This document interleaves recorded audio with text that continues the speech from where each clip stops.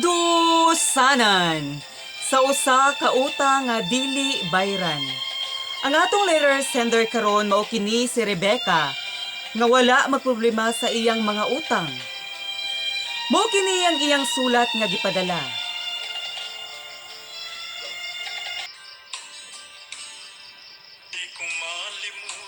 Maayong gabi kaninyo kandusanan like a burn. Ang akong sugilanon kabahin kini sa akong mga utang nga proud kaayo ko nga wala nako bayari. Taga-utang nako kandusanan, perminti ko makakita og away kay tungod dili ko kabalo mo bayad. Mo kana ang akong style para dili ko makabayad ug makwits ang tanan nakong utang sa akong giutangan.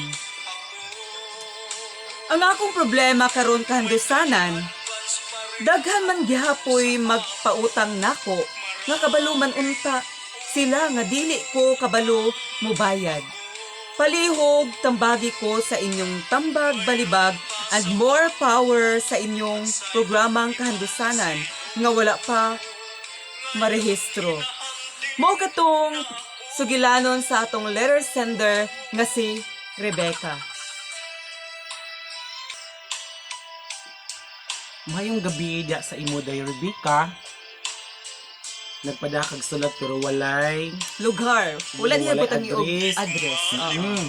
Basta pangalan lang nimo. Pangalan lang yun. Yan di ko ano. Day,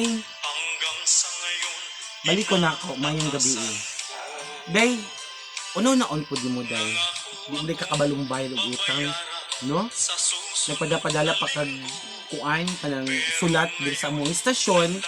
Sagwa pa ni marehistro pero di man ni problema daw. Ang isa niya nga problema pod kadusanan, bisang dili siya kabalo mo mobayad sa iyang utang, daghan man gihapoy magpautang niya. Na ang solusyon ana.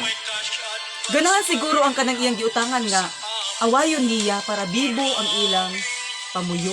Ang saba. Dili. Para suggest ta pa ni sa imo no. Kini imo talo-talo ang nagpautang sa imo day. No, Bren.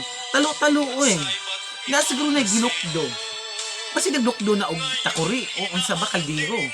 Ibig sabihin ka kabalumbay, pautangon man gihapon ka. Usa man ang klase ng mga tao nga pautangon man gihapon ka nga di man kabalubay bayad. Bayad-bayad pod panagsali kay ang barangay, ang gaba, Dili magsaba. correct. Nagsalig siguro ka kay mga anak na dili magabaan.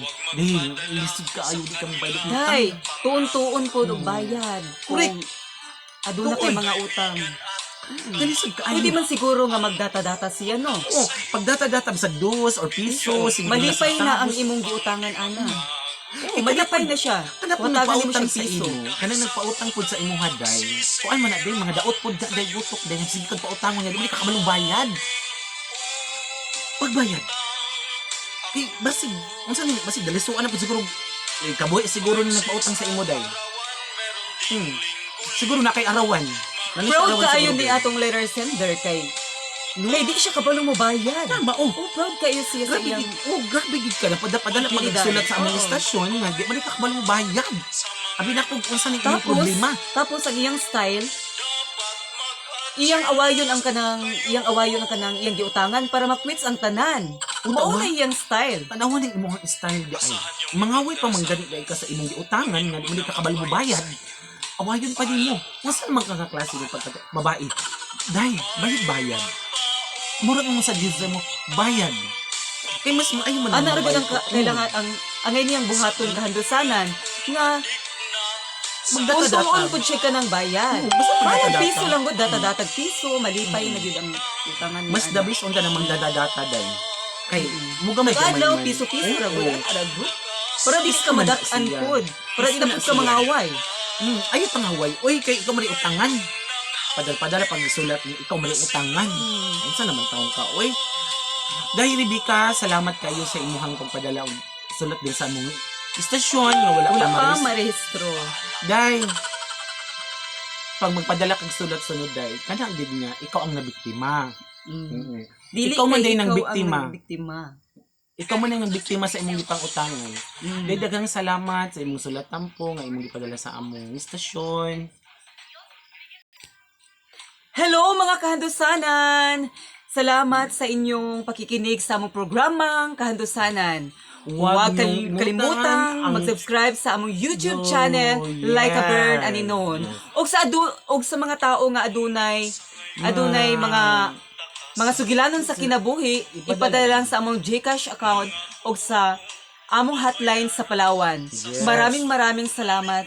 Daghang salamat.